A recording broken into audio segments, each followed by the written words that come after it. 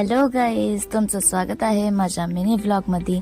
आज मी चालली आहे पहिल्यांदाच कोकणामध्ये, तेही माझ्या नाटकाच्या शो साठी। माझा हा सफर कसा होतोय चला बघूया। मी आहे मुंबईची गाववाली, सो कधी कुठल्या गावाला जाण्याचा प्रश्नच आला नाही। पहिल्यांदाच कोकणात चालले होते, सो माझ्यासाठी हा आनंद नेक्स्ट लेवल होता। हे आहेत डायरेक्टर अर्जुन सर, डॅडी, दीदी, मम्मी आणि हे आहेत योगेश सर।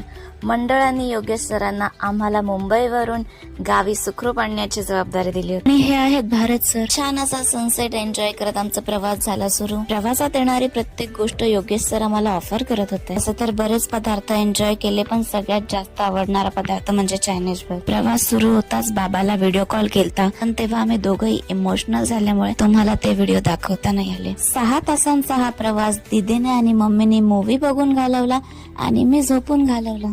अभी कुछ ही पल बाकी हमें मंजिल तक पहुंचने के लिए। 4-5 तास झोपा काढल्याच्या नंतर मला आठवलं, ट्रेनच्या आवाजावरतीच तर सायराट पिक्चर मधला परशा नाचलाय। मग चला मी पण जरा नाचून एन्जॉय करते।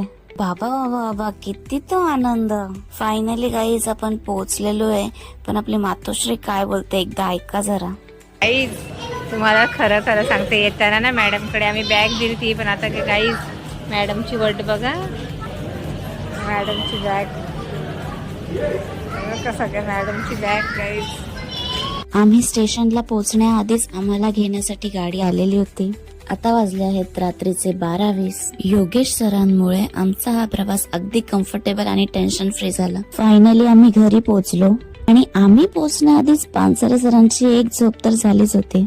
लगेचच आम्ही फ्रेश झालो आणि जेवायला बसलो। मम्मीने मला लाडू भरवला।